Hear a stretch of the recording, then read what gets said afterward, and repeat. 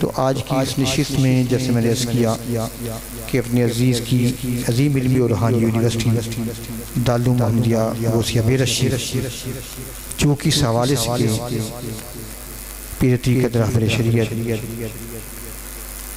عظیم سیرت نگار مفسر قرآن مجدد عرص جنہیں دنیا اسلام حضرت علوم مجسس پیر محمد کرم شاہ الحضی رحمۃ اللہ تعالیٰ کے نامی سے جانتی ہے، آج ان کے اس علمی ادارہ سے بہت خوبصورت شخصیت جو بیرش شریف سے تحصیل علم کے بعد جامعہ الازہر یونیورسٹی میں تشریف لے گئے اور وہاں سے ڈاکٹریٹ کر کے یہاں واپس تشریف لائے۔ میری مراد آج کے مہمان دینی اسکالر جناب ڈاکٹر محمد نعیم الدین الازہری مدظل الرانی جو ہمارے سامنے اسٹیج پر جلوہ افروز ہیں۔ آپ مدرس بھی ہیں، ترجمان بھی ہیں دارالعلوم محمدیہ غوثیہ بیرش شریف کے، اور اس دربار عالیہ امیر السالکین میں آپ خطیب بھی ہیں۔ 20 ٹی وی چینلز پر آپ اپنے لیکچر سے دنیا اسلام کو مستفید کر چکے ہیں، اور ابھی حال ہی میں جیسے کہ آپ نے دیکھا کہ ماشاءاللہ 92 پہ جو خطبہ حج تھا اردو میں جناب ڈاکٹر محمد نعیم الدین الازہری رحمۃ اللہ تعالیٰ اس کے مترجم تھے۔ ہم آپ کو خوش آمدید کہتے ہیں۔ آج انشاءاللہ تعالیٰ سورۃ فاتحہ کے حوالے سے یہ ماشاءاللہ ہمیں اپنے علمی نکات سے مستفید فرمائیں گے۔ میں نہایت ادب سے ملتمس ہوں کہ آپ درس قرآن کا آغاز فرمائیں۔ نعرہ تکبیر، نعرہ رسالت، نعرہ تحقیق، نعرہ حیدری، تاجدار ختم نبوت، اور ایک نعرہ لگانا ہے جیسے میں شروع میں نے عرض کیا تھا کہ حالیہ جو واقعات ثانیہ سویڈن کے حوالے سے ہیں اس میں کہ حرمت قرآن پر جان بھی قربان ہے۔ میں نعرہ لگاؤں گا حرمت قرآن پر، آپ نے نعرہ لگانا کہ جان بھی قربان ہے۔ حرمت قرآن پر، ماشاءاللہ، حرمت قرآن پر، حرمت قرآن پر۔ بہت شکریہ، تھوڑا آگے تشریف لے آئیں تاکہ پیچھے سے جو اب آئیں ان کے لیے جگہ بات آگے تشریف لیں۔ بہت شکریہ جناب ڈاکٹر صاحب کے ساتھ ایک بڑے خوش طالب دین جناب حافظ نوید طیب صاحب تشریف لائے، ان کو بھی ہم خوش آمدید کہتے ہیں۔ بسم اللہ الرحمن الرحیم، الحمدللہ رب العالمین والصلاة والسلام علی سید الانبیاء والمرسلین وعلی آلہ واصحابہ وعطرتہ اجمعین، اما بعد فاعوذ باللہ من الشیطان الرجیم، بسم اللہ الرحمن الرحیم۔ قال اللہ تبارک و تعالی فی القرآن المجید والفرقان الحمید، وَلَقَدْ يَسَّرْنَا الْقُرْآنَ لِلذِّكْرِ فَهَلْ مِن مُدَّكِرٍ۔ صدق اللہ مولانا العظیم وبلغنا رسولہ النبی الکریم، وَنَحْنُ عَلَى ذَلِكَ لَمِنَ الشَّاهِدِينَ وَالشَّاكِرِينَ وَالْحَمْدُ لِلَّهِ رَبِّ الْعَالَمِينَ۔ إِنَّ اللَّهَ وَمَلَائِكَتَهُ يُصَلُّونَ عَلَى النَّبِيِّ يَا أَيُّهَا الَّذِينَ آمَنُوا صَلُّوا عَلَيْهِ وَسَلِّمُوا تَسْلِيمًا۔ الصلاة والسلام علیکہ یا سیدی یا رسول اللہ، وعلى آلِكَ وَأَصْحَابِكَ یا سیدی یا شفیع المذنبین، وعلى آلِكَ وَأَصْحَابِكَ یا جد الحسن والحسین۔ بعد از حمد و صلاة، معزز و محتشم سادات کرام، علماء اعظام اور برادران اسلام، بالخصوص محترم المقام جناب حضرت پیر سید محمد بلال شاہ صاحب امامی حفظہ اللہ تعالی، اور ان کے ساتھ جلوہ فرما معزز و محتشم علماء کرام، محترم المقام جناب عزت مآب محمد افضل بٹ صاحب، اور جامعہ مسجد چودھریاں اور بزم ریاض، ان کے اشتراک عمل سے یہ جو خوبصورت محفل درس قرآن یہاں پہ انعقاد پذیر ہے، اس کی جملہ انتظامیہ، منتظمین اور اس مسجد کے یہ خوبصورت چہرے جو محبت رسول صلی اللہ علیہ وسلم سے چمک رہے ہیں، اللہ تعالیٰ سب کو سلامت رکھے اور یہ سلسلہ خیر جو جاری ہے اسے اسی طرح جاری و ساری رکھنے کی توفیق عطا فرمائے۔ جی جناب علامہ محمد حسن شاہد صاحب، یہ آج کی اس آپ کی مسجد کے خطیب بھی ہیں اور امام بھی ہیں، تو یہ بھی ماشاءاللہ ہمارے لیے واجب الاحترام ہیں۔ تو میں آغاز میں ایک حدیث پاک حضور صلی اللہ علیہ وسلم کی عرض کرتا ہوں، اس سے گفتگو کا آغاز کرتے ہیں کہ حضور نبی رحمت صلی اللہ علیہ وآلہ وسلم نے ارشاد فرمایا کہ مجتمع قوم فی بیت من بیوت اللہ، فرمایا کہ جب بھی اللہ تعالیٰ کے بندے اللہ کے گھروں میں سے کسی گھر میں جمع ہوتے ہیں، اور ان کے جمع ہونے کا مقصد جمع مال نہیں ہوتا، کوئی رشتہ داری نہیں ہوتی، کوئی آپس میں لین دین نہیں ہوتا، بلکہ ان کا مقصد کیا ہوتا ہے؟ یتلون القرآن ویتدارسونہ فیما بینہم، کہ وہ قرآن کی تلاوت کے لیے جمع ہوتے ہیں اور قرآن کے درس و تدریس کے لیے جمع ہوتے ہیں۔ یعنی الحمدللہ آج ہمارے اس بزم کا مقصد یہی ہے۔ ماشاءاللہ حضرت علامہ مولانا محمد نصیر القادری صاحب زید مجدہ جلوہ فرما ہوئے ہیں، دل کی عطا گہرائیوں سے خوش آمدید کہتے ہیں، سیالکوٹ کی عظیم علمی شخصیت ہیں اور اکثر آپ کی گفتگو سننے کا شرف حاصل ہوتا ہے، اللہ تعالیٰ برکات سے معمور رکھے۔ تو فرمایا کہ جب اللہ کے گھروں میں سے کسی گھر میں اللہ کے بندے جمع ہوتے ہیں اور ان کے جمع ہونے کا کوئی اور مقصد نہیں ہوتا، حتیٰ کہ یہاں نماز کا مقصد بھی ذکر نہیں فرمایا اس حدیث میں، حالانکہ اللہ کے گھروں میں تو ہم نماز پڑھنے جمع ہوتے ہیں، لیکن اس حدیث میں قرآن کے درس و تدریس کو خاص کر دیا۔ فرمایا قرآن کی تلاوت اور قرآن کے مدارسہ اور اس کے درس و تدریس کے لیے جب جمع ہوتے ہیں تو اللہ تعالیٰ ان جمع ہونے والوں پر 4 انعام فرماتا ہے۔ 4 انعام جو ہیں وہ اللہ تعالیٰ ان سے ان کو نوازتا ہے، اور الحمدللہ آج اس جامعہ مسجد چودھریاں جو علامہ محمد یعقوب صاحب رحمت اللہ تعالیٰ علیہ ان سے منسوب یہ مسجد ہے، اس میں ہمارے جمع ہونے کا وہی مقصد ہے جسے آمنہ کے لال سید المرسلین نے بیان فرمایا ہے۔ تو اللہ کا فضل ہم پہ ہو گیا کہ ہمیں اس حدیث سے مطابقت نصیب ہو گئی کہ آج ہم بھی جمع ہوئے ہیں تو کسی اور مقصد کے لیے جمع نہیں ہوئے، بولیے قرآن کو سمجھنے سمجھانے کے لیے جمع ہوئے ہیں، قرآن پڑھنے پڑھانے کے لیے جمع ہوئے ہیں۔ تو وہ کون سے 4 انعام اللہ فرماتا ہے؟ تو فرمایا حفتہم الملائکہ، کہ اللہ تعالیٰ کے فرشتے زمین سے لے کے آسمان تک اس محفل کو اپنے پروں اور اپنے نور سے گھیر لیتے تھے۔ اور پھر فرمایا وَنَزَلَتْ عَلَيْهِمُ السَّكِينَةُ، اور جب تک وہ بیٹھے رہتے ہیں، کوئی ڈپریشن میں ہے، کوئی اپنے غم میں ہے، کوئی کاروبار کی مشکلات میں ہے، وہ لاکھوں دکھ لے کے اپنے ساتھ آتے ہیں، لیکن جب قرآن کی محفل میں پہنچتے ہیں تو اللہ تعالیٰ ان کے دلوں پر سکون نازل فرماتا تھا۔ اللہ اکبر، یا رسول اللہ، یا علی، زندہ آباد۔ تو حضرات محترم توجہ فرمائیں کہ اس دکھ بھری دنیا میں لوگ سکون کہاں ڈھونڈتے ہیں؟ کوئی سائیکیٹرسٹ کے پاس جاتا ہے، کوئی نفسیاتی ڈاکٹروں کے پاس جاتا ہے، کوئی سلیپنگ پلز لے کے سکون تلاش کرتا ہے۔ میرے اور آپ کے پیارے آقا صلی اللہ علیہ وسلم نے فرمایا لوگوں سکون ڈھونڈنا ہے تو ادھر ادھر مارے نہ پھرو، کسی اللہ کے گھر میں قرآن سیکھنے آ جاؤ، اللہ تعالیٰ سکون عطا فرما دے گا۔ تو یہ میں حضور کی حدیث سنا رہا۔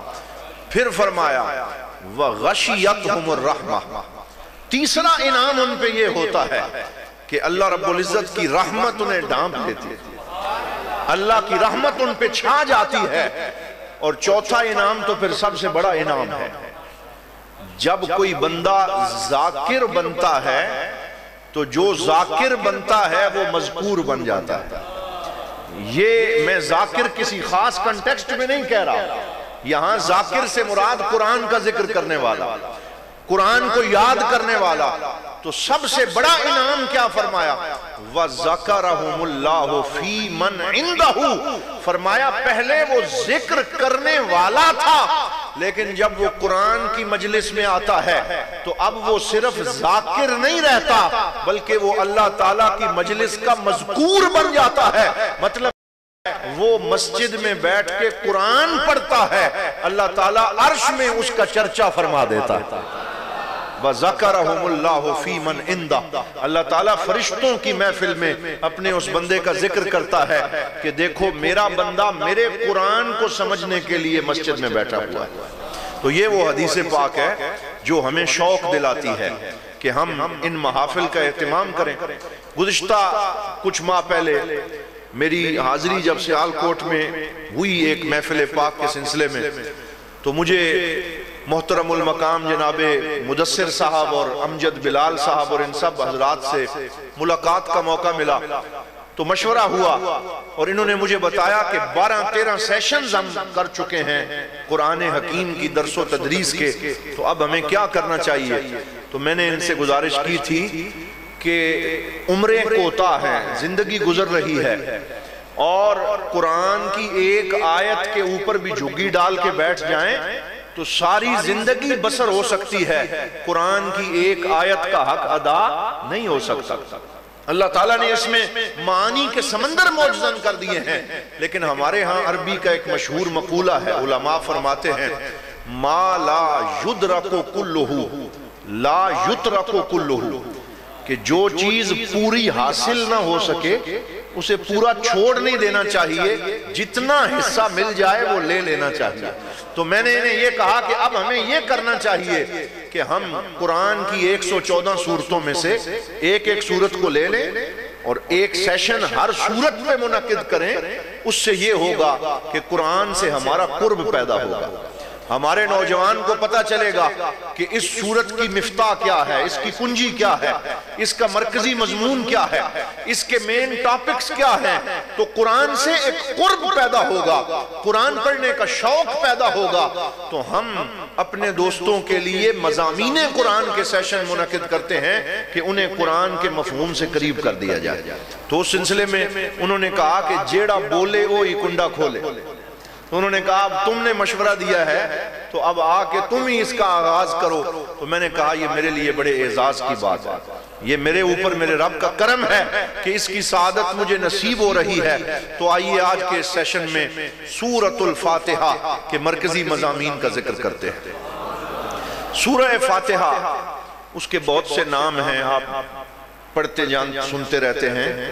حضور صلی اللہ علیہ وسلم نے سورہ فاتحہ کو ام الکتاب قرار دیا، اور اوریجن اور اصل کو کہتے ہیں، کیونکہ ماں بھی انسان کے لیے اصل ہوتی ہے، اوریجن ہوتا ہے، اس وجہ سے اسے کہا جاتا ہے۔ تو جب فاتحہ کو ام الکتاب کہا گیا تو اس کا مطلب یہ ہے کہ قرآن کے سارے مضامین کی اصل سورہ فاتحہ۔ پھر اس کو سورۃ الشفا بھی کہا گیا، حضور صلی اللہ علیہ وسلم نے اس کا یہ نام بھی ہمیں بتایا کہ یہ شفا ہے، اور اللہ رب العزت نے اس کے اندر ساری بیماریوں کی شفا کو رکھ دیا ہے۔ بلکہ ایک بڑا مشہور قصہ ہے سورہ فاتحہ کے بارے میں کہ حضور صلی اللہ علیہ وسلم کے ایک صحابی حضرت سیدنا ابو سعید خدری رضی اللہ تعالی عنہ، حضور صلی اللہ علیہ وسلم نے انہیں کسی مشن پہ روانہ کیا، راستے میں رات ہو گئی، صحیح بخاری شریف میں حدیث ہے۔ تو جہاں انہوں نے پڑاؤ کیا، بستی والوں سے کھانا طلب کیا کہ ہم یہاں رات رکیں گے، ہمیں ہماری ضیافت کرو، ہمیں کھانا دے دو، تو بستی والوں نے انکار کر دیا اور ضیافت نہ کی۔ تو اللہ رب العزت کا کرنا یہ ہوا کہ اس بستی کا جو سردار تھا اسے سانپ نے ڈس لیا، تو اس کی بیٹی روتی ہوئی نکلی، کہیں سے اسے تریاک نہ ملا۔ کسی نے کہا کہ یہ جو اللہ والے آئے ہوئے ہیں، حضور کے صحابی آئے ہوئے ہیں، ان کے پاس چلی جاؤ، تمہیں تمہارے مرض کا علاج مل جائے گا۔ تو وہ چلتی چلتی وہاں پہنچی، حضرت ابو سعید خدری رضی اللہ تعالیٰ عنہ سے ملاقات ہوئی تو کہنے لگی میرے والد گرامی مرگ کی کیفیت میں ہے اور آخری سانسیں لے رہا ہے اور سانپ نے ڈس لیا ہے، بچنے کی کوئی امید نہیں ہے، کوئی دعا کر دو، کوئی دوا کر دو۔ تو حضرت ابو سعید خدری نے فرمایا تم مجھے لے چلو، شفا دینا اللہ رب العزت کا کام ہے۔ تو انہوں نے یہ نہیں کہا کہ ہمیں کھانا نہیں دیا ہم کیوں دم کریں، ہم کیوں جو ہیں، کیونکہ جو صوفیاء ہوتے ہیں جو ان کے دروازے پہ آ جاتا ہے دشمن بھی آئے تو اس کے لیے چادر بچھا دیتے تھے۔ صوفیاء کا کام ملانا ہے، صوفیاء کا کام کاٹنا نہیں ہے۔ اور صحابہ کرام حضور صلی اللہ علیہ وسلم کی بارگاہ کے نوازے ہوئے تھے تو چلے گئے، انہوں نے کچھ پڑھ کے دم کیا تو وہ سانپ کا اثر فوری طور پہ ختم ہو گیا اور وہ درست ہو کے بیٹھ گیا، شفا یاب ہو گیا۔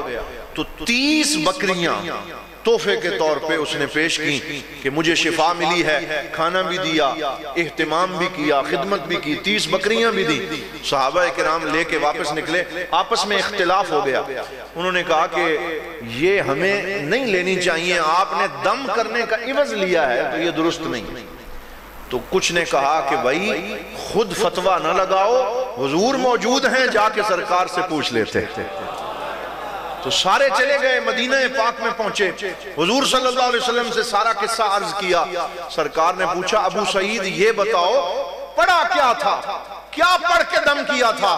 یا رسول اللہ ایک دن آپ کی محفل میں بیٹھ کے سنا تھا کہ سورہ فاتحہ میں اللہ رب العزت نے شفا رکھی ہے، میں نے کچھ اور نہیں پڑھا، میں نے سورہ فاتحہ پڑھ کے دم کیا ہے، اللہ تعالیٰ نے شفا عطا فرما دی ہے۔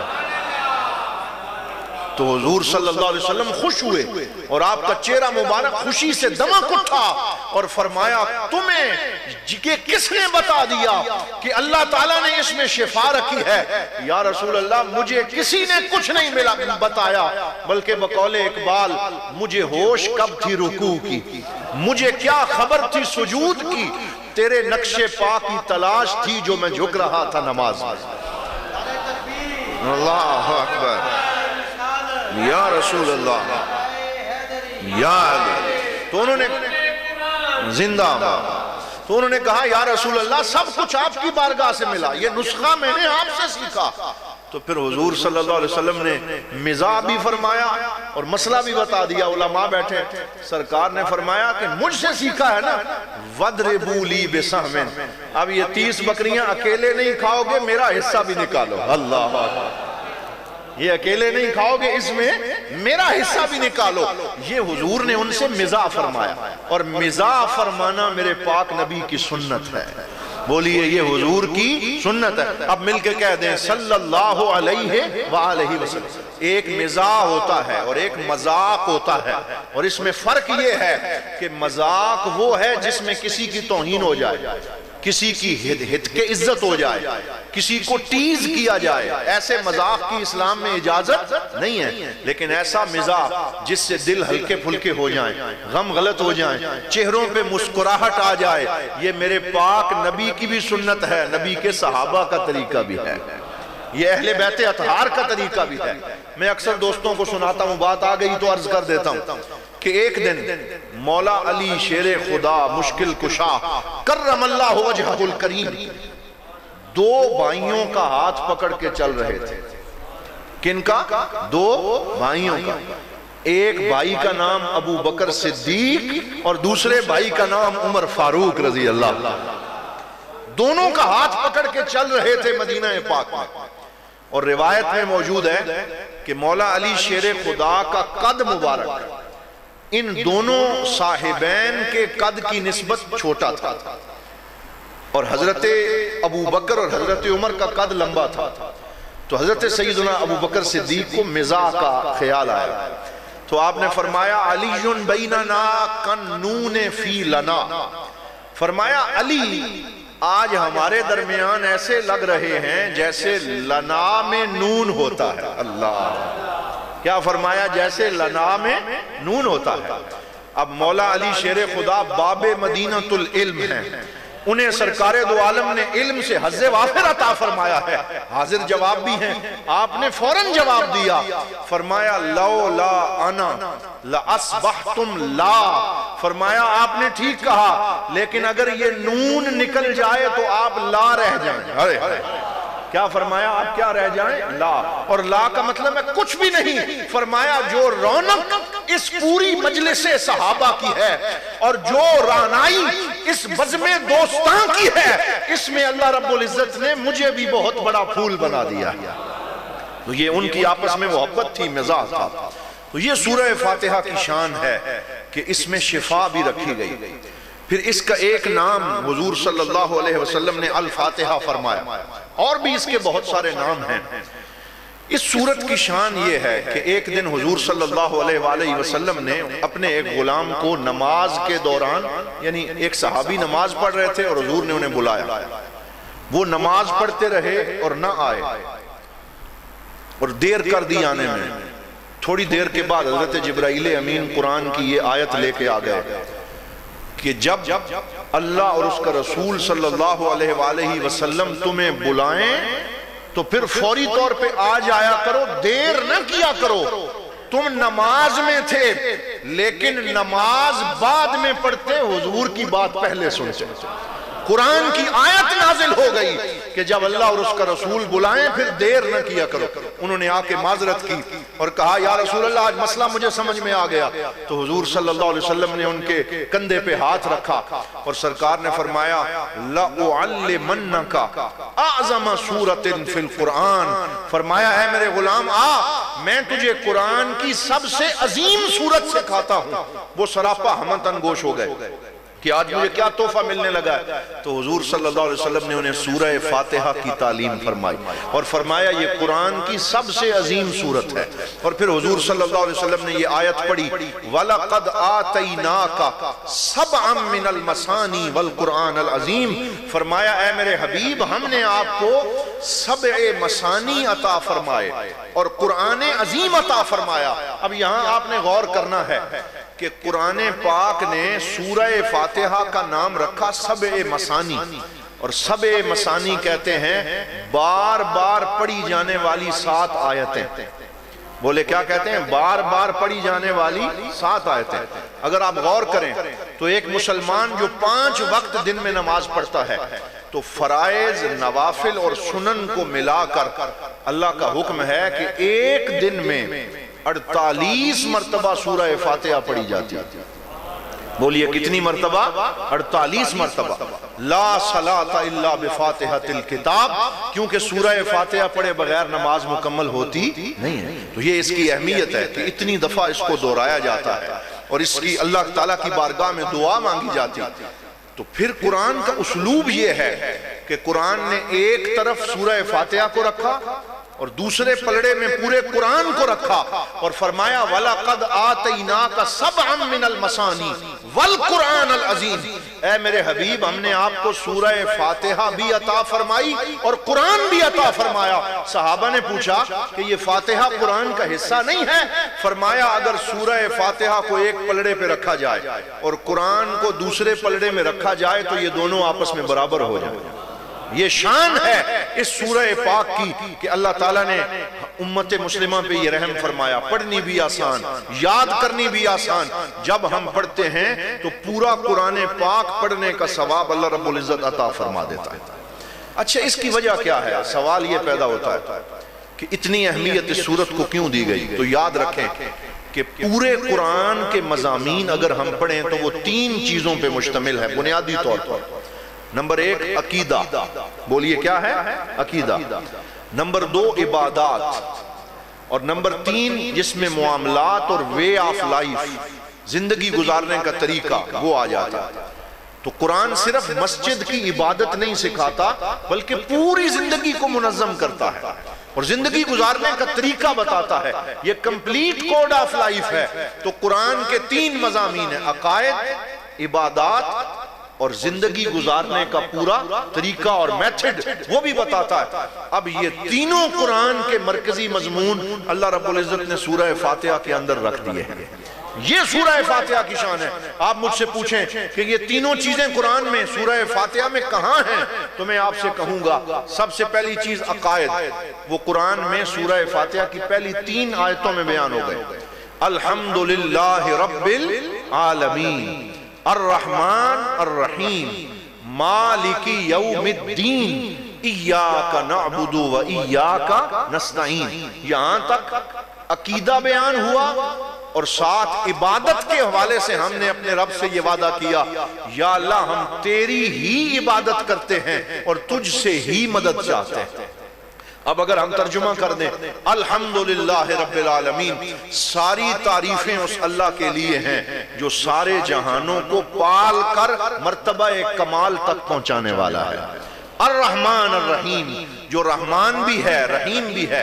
اب میں اگر آپ سے سوال کروں کہ رحمان اور رحیم میں فرق کیا ہے، تو آپ ذہن پہ زور دیں کہ رحمان بھی رحمت سے نکلا، رحیم بھی رحمت سے نکلا، تو فرق کیا ہے؟ آپ اندازہ فرمائیں کہ قرآن کا کوئی لفظ بھی فالتو نہیں آیا، بغیر فائدے کے نہیں آیا۔ اللہ نے اپنا ایک نام رحمان رکھا اور دوسرا نام رحیم رکھا، دونوں رحمت سے نکلے ہیں، لیکن ان میں فرق ہے، اور وہ فرق یہ ہے کہ رحمان کی رحمت دنیا کے ساتھ خاص ہے اور رحیم کی رحمت آخرت کے ساتھ خاص ہے۔ مطلب یہ کہ رحمان وہ ذات ہے جو مومنوں کو بھی نواز رہا ہے اور غیر مسلموں کو بھی نواز رہا ہے، جو ہر مخلوق کو رزق عطا فرما رہا ہے، لیکن جب رحیم کی رحمت ظاہر ہوگی تو وہ صرف مومنوں کو ملے گی، وہ صرف عبادت کرنے والوں اور اللہ کا نام لینے والوں کو ملے گی۔ تو اس میں علماء نے فرق بیان کیا۔ مالک یوم الدین، جو ڈے آف ججمنٹ کا مالک ہے، جو قیامت کے دن اپنی شانوں کا اظہار فرمائے گا، تو یہاں پورا عقیدہ بیان کر دیا، یوم آخرت کا بیان کر دیا، زندگی اور آخرت کو سمو کے رکھ دیا، اور آگے فرمایا ایاک نعبد و ایاک نستعین، ہم تیری ہی عبادت کرتے ہیں اور تجھ سے ہی مدد چاہتے ہیں۔ اب یہاں اکثر لوگ ڈی ٹریک کرتے ہیں اور وہ کہتے ہیں جی کہ دیکھو عبادت اللہ کی کرتے ہیں تو مدد بھی صرف اللہ سے چاہتے ہیں، تو تم اولیاء کے پاس کیا لینے جاتے ہو، بزرگان دین کے پاس کیوں جاتے ہو؟ تو وہ اس آیت کو سمجھ نہیں سکتے۔ اس آیت کا کہیں بھی یہ مفہوم نہیں ہے کہ عبادت اور استعانت کا مطلب یہ ہے کہ تم کسی کے پاس نہ جاؤ۔ اللہ تعالیٰ نے اسباب کی دنیا بنائی ہے۔ جسم کو مرض لگ جائے، انسان کا جسم بیمار ہو جائے، تو اگر وہ ڈاکٹر کے پاس جائے تو کوئی اسے کہے گا کہ ڈاکٹر سے مدد مانگنے کیوں آئے ہو؟ تم گھر میں بیٹھتے خود بخود ٹھیک ہو جاتے، اللہ سے شفا مانگتے، ڈاکٹر کے پاس کیا لینے گئے؟ کوئی یہ نہیں کہے گا۔ اس کی وجہ کیا ہے کہ اللہ کے پاک نبی کہہ دیجئے صلی اللہ علیہ وآلہ وسلم نے خود حکم دیا کہ جب بیمار ہو جاؤ تو ڈاکٹر کے پاس چلے جاؤ۔ جسم کو بیماری لگے تو جسمانی ڈاکٹروں کے پاس جاؤ، روح کو بیماری لگے تو روحانی طبیبوں کے پاس چلے جاؤ۔ اور وہ روحانی طبیب کون ہیں؟ کہیں بابا فرید الدین مسعود گنج شکر ہیں، کہیں خواجہ معین الدین چشتی اجمیری ہیں، کہیں حضرت قطب الدین بختیار کاکی ہیں، کہیں حضرت پیر سیال لجپال ہیں۔ یہ جو روحانی شفا خانے ہیں، ان کے پاس جانے سے شرک نہیں ہوتا، بلکہ کہیں اللہ اور اس کے رسول کے حکم پر عمل ہوتا ہے۔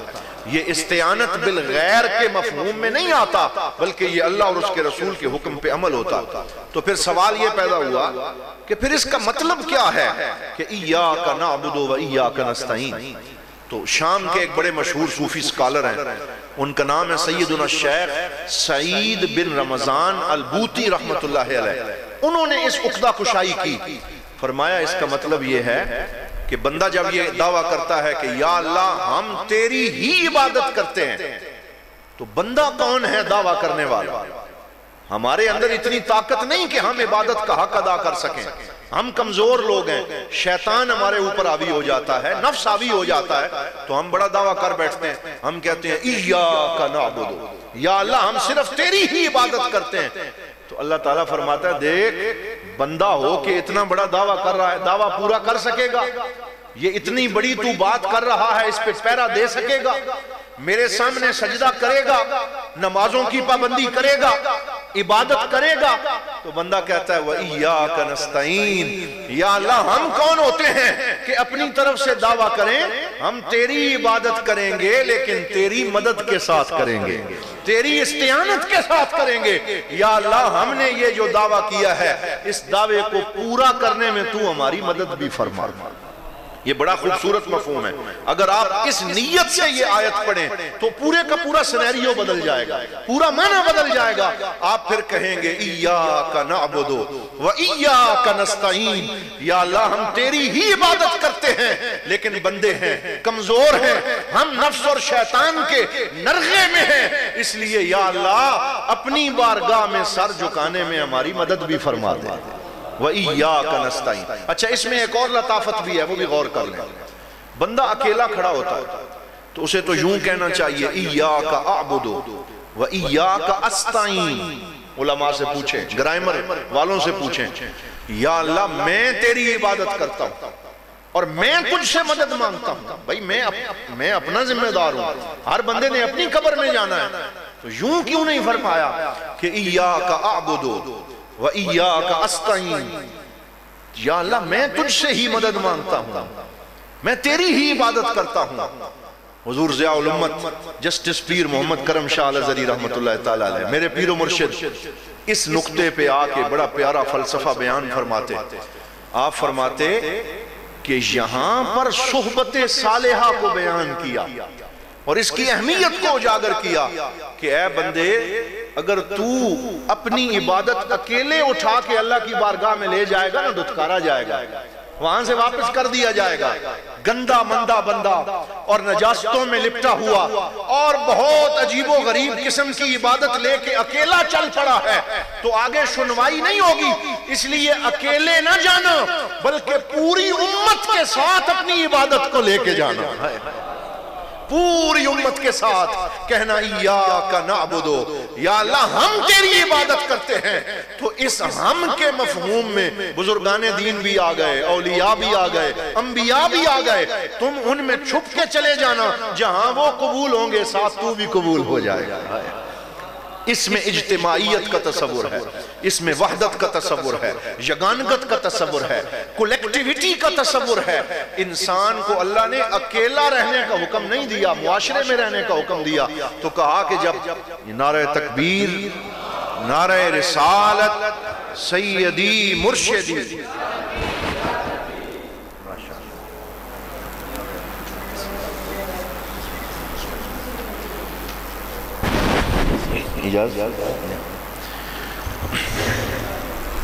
تو حضرات محترم ماشاءاللہ ہماری سعادت ہے، خوشبختی ہے کہ آل نبی اولاد علی حضور قبلہ فخر السادات پیر سید عارف بہاء الحق شاہ صاحب زیدہ مجدہ اس بزم میں جلوہ فرما ہوئے ہیں۔ اللہ کریم آپ کی توفیقات خیر میں، آپ کی شخصیت میں مزید برکات نصیب فرمائے۔ تو میں اپنی بات کو آگے بڑھاتا ہوں تو یہ تربیت بھی کر دی کہ اکیلے نہ آنا، میری بارگاہ میں اکیلے نہ آنا، نیک لوگوں کی صحبت میں آنا۔ میں یہاں آپ کو حضرت سیدنا محمد بن ادریس امام شافعی رحمت اللہ تعالیٰ علیہ کا ایک شعر عرض کرتا ہوں جو اس مفہوم کو واضح کرتا ہے۔ الحمدللہ مجھے آپ کے مزار پر انوار پہ بارہا حاضری کا مصر میں شرف حاصل ہوا۔ قاہرہ میں آپ کا مزار ہے اور قاہرہ کے صوفیاء کے اندر مشہور ہے کہ حضرت امام شافعی پہ یہ مہربانی ہوئی ہے کہ سرکار نے انہیں فرمایا تھا کہ ہر ہفتے کو جمعے کی نماز کے بعد عصر سے لے کے ہفتے کی فجر تک سرکار کی خصوصی توجہات وہاں ہوتی ہیں، حضور تشریف لاتے ہیں تو سارے صوفیاء مصر کے جمعے کے دن عصر کی نماز کے بعد وہاں خصوصی حاضری پیش کیا کرتے ہیں۔ بڑے برگزیدہ بزرگ امام تھے۔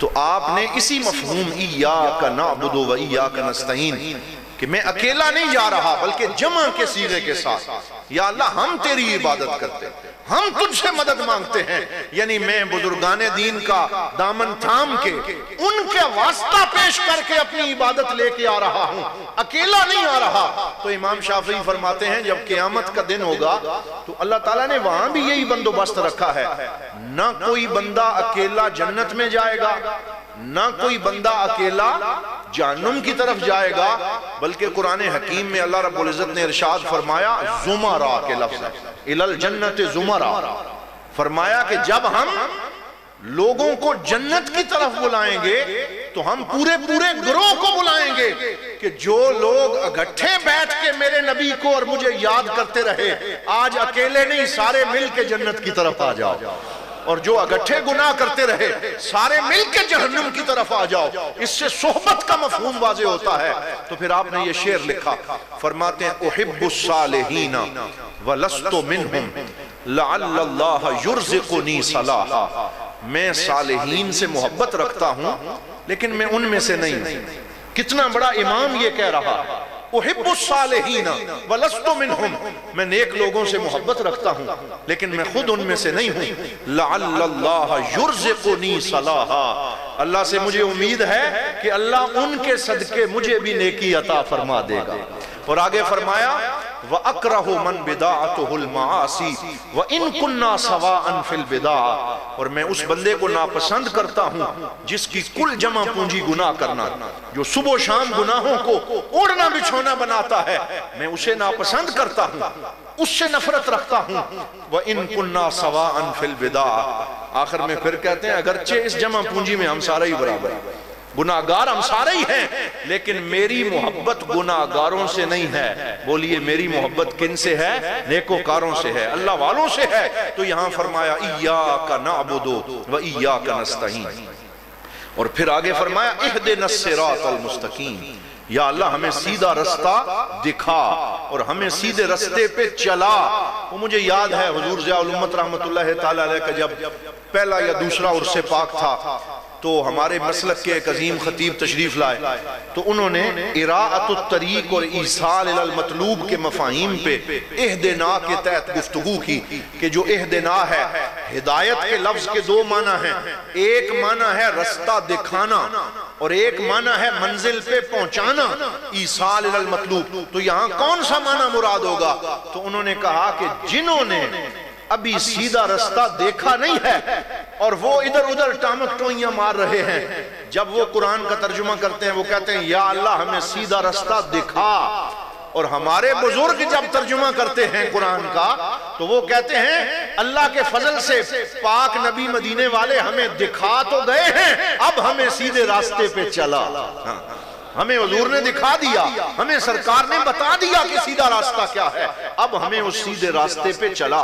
تو اللہ تعالیٰ پھر فوراً فرماتا ہے کہ اگر سیدھا راستہ لینا چاہتے ہو صراط الذین انعمت علیہم، تو پھر ان لوگوں کے راستے کا سوال کرو جن پہ انعام ہوا ہے، جن پہ اللہ کا انعام ہوا ہے، اور پھر اس کی خود وضاحت فرما دی کن پہ انعام ہوا۔ انعم اللہ علیہم من النبیین والصدیقین والشہداء والصالحین، اللہ تعالیٰ کا انعام نبیوں پہ ہوا، صدیقین پہ ہوا، شہیدوں پہ ہوا، صالحین اور نیکوکار بندوں پہ ہوا۔ تو ہم دن میں 48 مرتبہ اللہ تعالیٰ کی بارگاہ سے کہتے ہیں یا اللہ ہمیں سیدھے راستے پہ چلا۔ تو اللہ تعالیٰ فرماتا ہے کہ اگر سیدھے راستے پہ چلنا ہے تو نیک لوگوں کے راستے پہ آ جاؤ، صالحین کے راستے پہ آ جاؤ اور مجھ سے وہ راستہ طلب کرو۔ تو یہاں صحبت صالحہ کا مفہوم بھی بیان فرما دیا۔ پھر یہ مشہور حدیث پاک بھی سورہ فاتحہ کے مضامین میں خود ہمارے پاک نبی صلی اللہ علیہ وسلم نے بیان فرمائی کہ جب بندہ سورہ فاتحہ پڑھتا ہے تو وہ اللہ تعالیٰ سے ہم کلام ہوتا ہے، یہ اللہ تعالیٰ سے اس کی گفتگو شروع ہو جاتی ہے، کنورسیشن ہوتی ہے، ڈائیلاگ ہوتا ہے، اور ڈائیلاگ دونوں طرف سے ہوتا ہے، کنورسیشن دونوں طرف سے ہوتی ہے۔ تو پوچھا گیا یا رسول اللہ وہ کیسے ہوتی ہے؟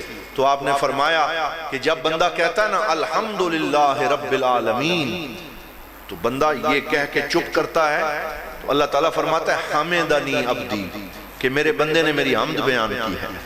اور پھر جب بندہ کہتا ہے الرحمن الرحیم، تو اللہ تعالیٰ فرماتا ہے مجدنی عبدی، میرے بندے نے میری بزرگی بیان کی ہے۔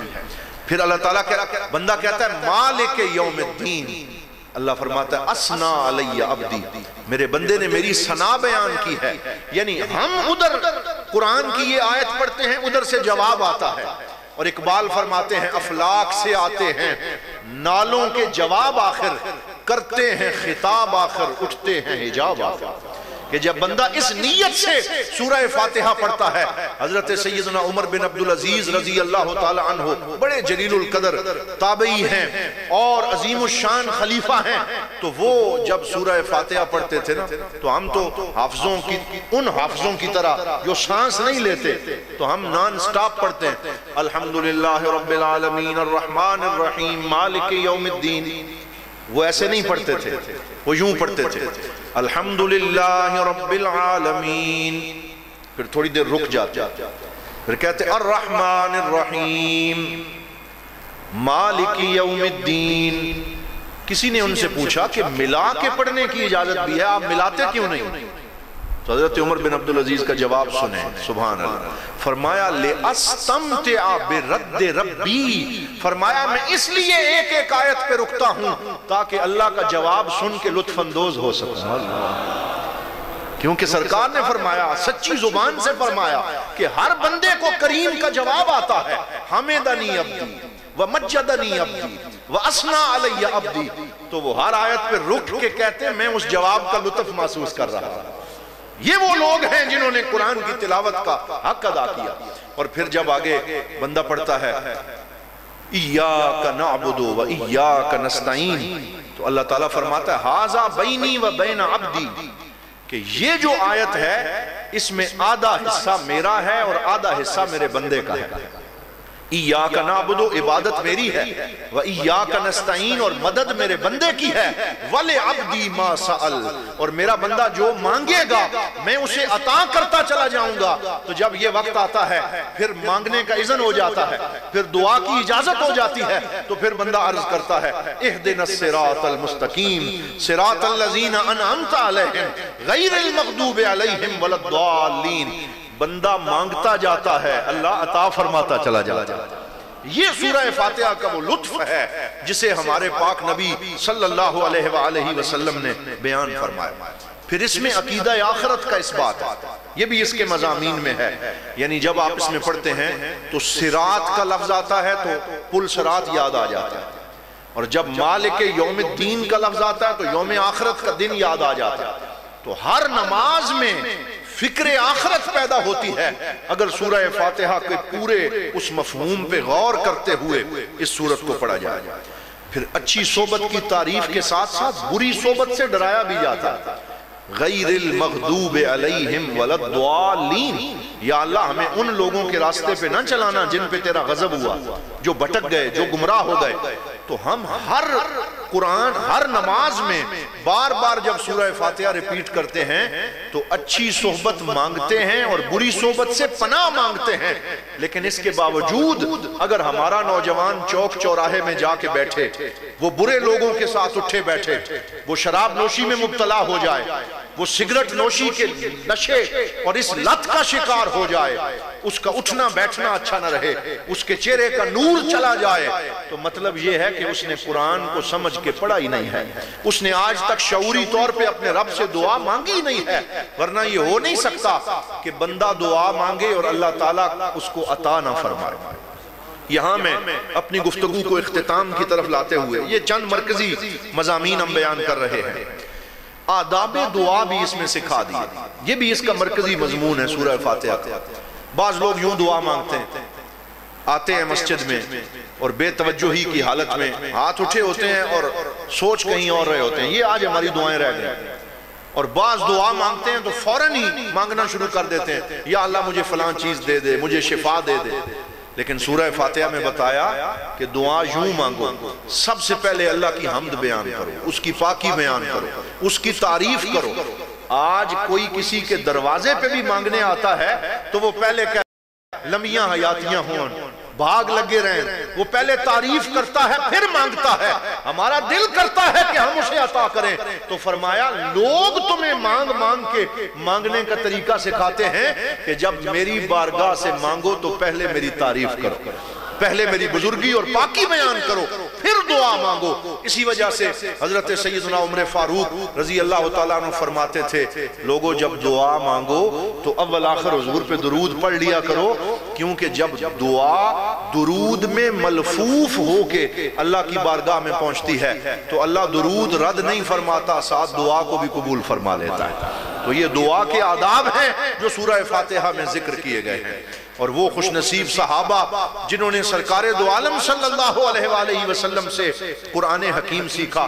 مولا علی شیر خدا آپ سے ایک روایت ہے، آپ فرماتے ہیں کہ اللہ تعالیٰ نے کل اپنے انبیاء پر 104 صحیفے نازل فرمائے.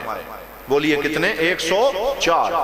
مولا علی فرماتے ہیں ان 104 صحیفوں میں جو کچھ آیا ہے اس کا خلاصہ 4 آسمانی کتابوں میں ہے، تورات، زبور، انجیل اور قرآن. پھر جو کچھ 4 آسمانی کتابوں میں آیا ہے ان کا خلاصہ قرآن حکیم میں ہے. پھر جو کچھ قرآن حکیم میں آیا ہے اس کا خلاصہ سورہ فاتحہ میں ہے. اور یہ سورہ فاتحہ کی وہ اہمیت ہے کہ بار بار اسے پڑھنے کا، ریپیٹ کرنے کا اور اسے یاد کرنے اور ازبر کرنے کا حکم دیا گیا ہے. حضرت سیدنا عبداللہ ابن مسعود رضی اللہ تعالی عنہ ارشاد فرماتے ہیں کہ میں کافر اور مشرک تھا اور مجھے کوئی خبر نہیں تھی، اللہ اور اس کے رسول صلی اللہ علیہ وسلم کی بکریاں چرایا کرتا تھا. تو حضور صلی اللہ علیہ وسلم نے حضرت ابو بکر صدیق کو ساتھ لیا اور گھومتے پھرتے اپنے کسی کام سے جہاں میں بکریاں چرا رہا تھا وہاں پہنچ گئے. مجھے دیکھا، مجھے قریب بلایا اور مجھے بلا کے فرمایا کہ اے لڑکے، اپنی ان بکریوں میں سے تھوڑا سا دودھ ہمیں بھی پلا دے، ہمیں بھی دے دے. تو میں نے کہا یہ میری نہیں ہے، میرے مالک کی ہیں اور میرے مالک نے مجھے منع کیا ہے، اس لیے میں آپ کی کوئی خدمت نہیں کر سکتا.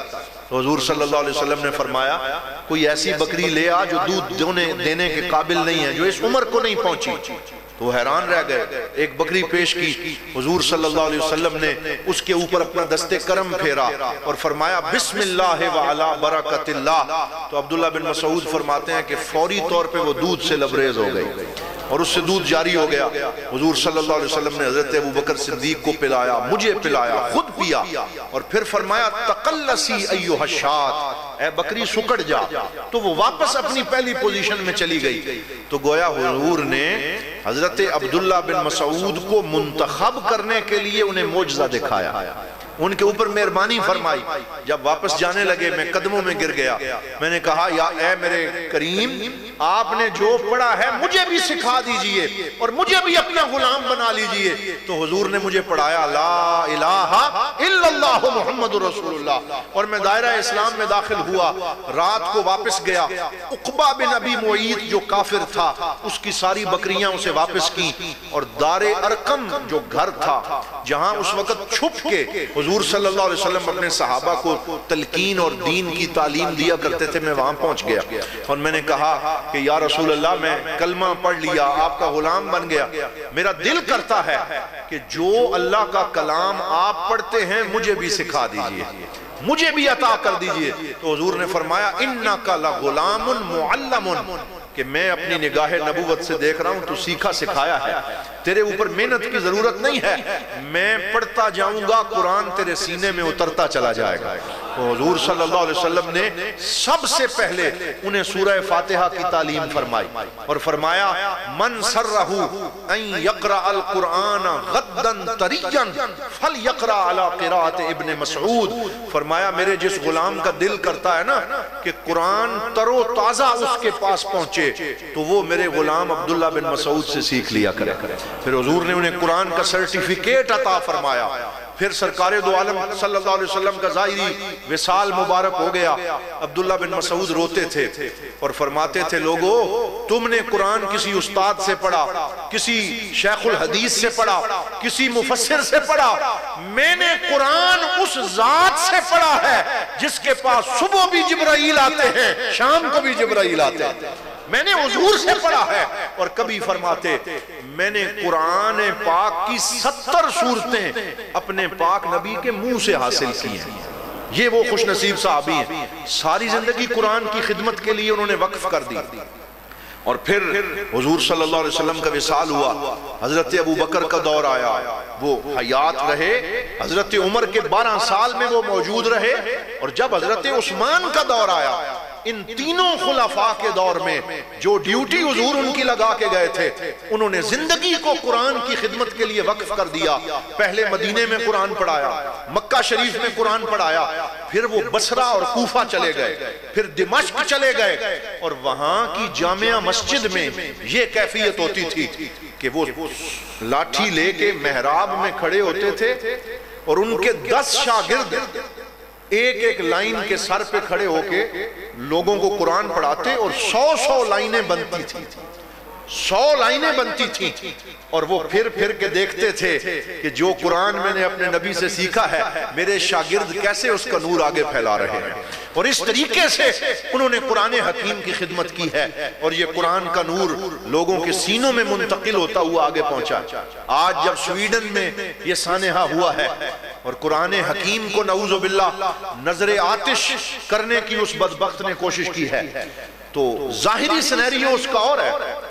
سلوان مومیکا اس لڑکے کا نام ہے، عراق سے وہ چلا ہے اور نیشنلٹی لینے کے بہانے وہ سویڈن پہنچا، نیشنلٹی کی درخواست دی، اسے ٹیمپریری ریزیڈنس دی گئی، نیشنلٹی نہیں ملی، تو اب اس نے کہا میں کوئی ایسا کام کروں کہ مجھے اسائلم اور سیاسی پناہ مل جائے، پکا ویزا حاصل ہو جائے۔ تو یہ بدبخت پکے ویزے لینے کے لیے قرآن سے بغاوت کرتے ہیں، دین سے بغاوت کرتے ہیں۔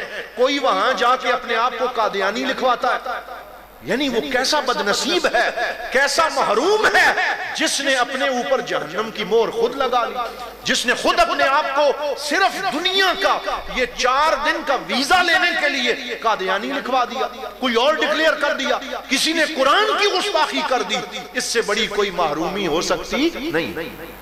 تو اس نے سویڈن کی حکومت کو خط لکھا کہ مجھے فلاں گراؤنڈ کے اندر قرآن پاک کا نسخہ نظر آتش کرنے کی اجازت دی جائے۔ تو سویڈن کی حکومت نے کہا نہیں جی ہم آپ کو اجازت نہیں دیتے، لیکن پھر سویڈن کی عدالت کا مخبوط الحواس جج اٹھا اور اس نے کہا یہ فریڈم آف ایکسپریشن اور آزادی اظہار رائے کے خلاف ہے، آپ کیوں اجازت نہیں دیتے؟ جو مرضی ہے کوئی بندہ کرے۔ آزادی اظہار رائے کی غلط تعریف، فریڈم آف ایکسپریشن کی غلط تعریف لوگ کر رہے ہیں۔ آزادی اظہار رائے کا مطلب یہ ہے جہاں کسی دوسرے کی آزادی کی حد شروع ہوتی ہے وہاں میری آزادی کی حد ختم ہو جاتی ہے۔ وہ عربی میں کہتے ہیں انت حر ما لم تضر، کہ تو آزاد ہے جب تک کہ تو کسی دوسرے کو تکلیف نہ پہنچائے۔ تو آزادی اظہار کا بالکل یہ مطلب نہیں ہے کہ کوئی اٹھے وہ دین کے مقدسات پہ تان و تشنیع شروع کر دے۔ آزادی اظہار رائے کا یہ مطلب نہیں ہے کہ کسی کو کھلی چھوٹ دے دی جائے اور وہ اربوں مسلمانوں کے دلوں کو تکلیف پہنچانے کی کوشش کرے اور سویڈن کا جج کہے یہ آزادی اظہار رائے ہے۔ کیسا دورہ معیار ہے، کیسی منافقت ہے، کیسی ہیپوکریسی ہے کہ اسی سویڈن کے اندر کچھ مہینے پہلے LGBTQ یہ ایک تنظیم ہے ہم جنس پرستوں کی، اس تنظیم کا جو پرچم ہے وہ ایک بندے نے نظر آتش کیا اور اس کو آگ لگائی، کیونکہ یہ نہ صرف دین کے خلاف ہے بلکہ یہ ہومو سیکسولیٹی اور یہ ہم جنس پرستی اخلاقیات کے خلاف ہے، انسانیت کے خلاف ہے، عقل اور شعور کے خلاف ہے۔ تو ایک بندے نے LGBTQ تنظیم کا پرچم جلایا تو ان بدبختوں نے کہا کہ تم نے ان LGBTQ والے لوگوں کی توہین کی ہے اور ان کے دل دکھائے ہیں، اس بندے کو اٹھا کے جیل میں ڈال دیا۔ یعنی یہ دوہرا معیار ان کا چیک کریں کہ وہ 200-2000 بندے جو اخلاق باختہ حرکتیں کر رہے ہیں اگر کوئی ان کا پرچم جلائے تو اسے اٹھا کے جیل میں ڈالا جائے کہ اس نے 2000 بندے کا دل دکھایا ہے۔ تو وہ بندہ جس نے قرآن کا نسخہ جلا کے نہ صرف انسانوں کو ناراض کیا، رحمان کو ناراض کیا، سرکار دو عالم صلی اللہ علیہ وسلم کے قلب اطہر کو تکلیف پہنچائی، مسلمانوں کے دلوں پہ خنجر چلائے، اسے آزادی اظہار رائے قرار دیا جائے۔ تو آج ہم اس قرآن پاک کے سیمینار میں ہاتھ اٹھا کے اس کی بھرپور مذمت کرتے ہیں۔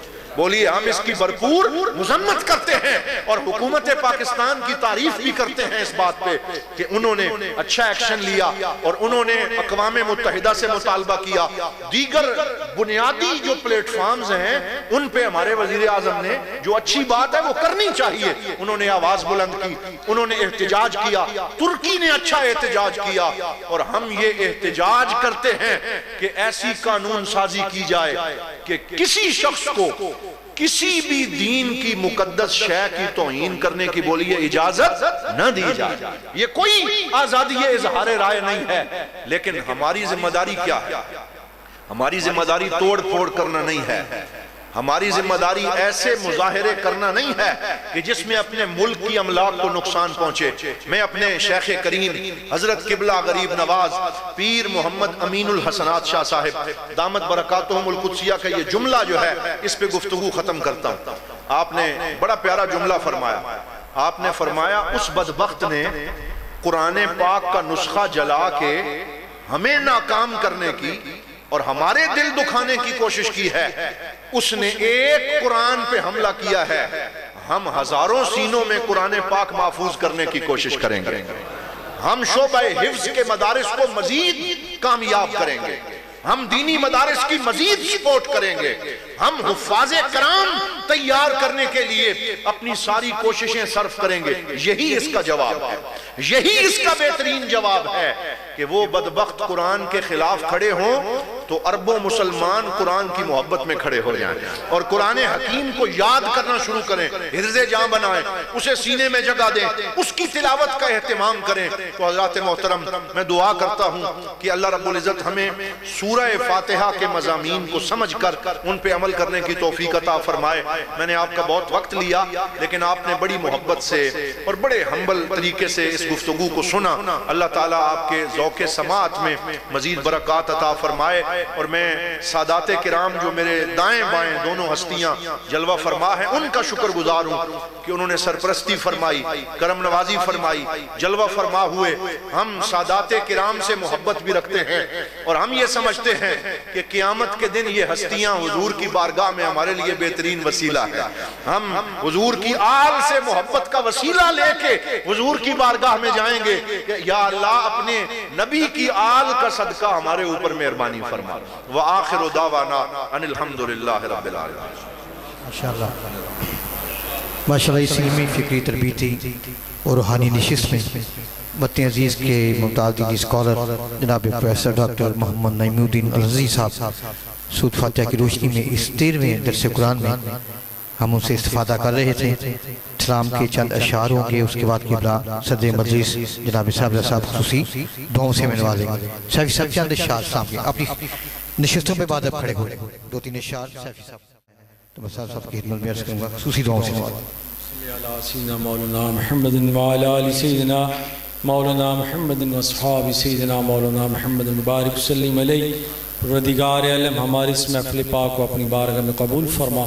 قبلہ ڈاکٹر صاحب نے جو سورہ فاتحہ پر بیان فرمایا ہے ہم سب کو قرآن پاک کی محبت عطا فرما اور اس کے سنہری اصولوں پر عمل کرنے کی توفیق عطا فرما.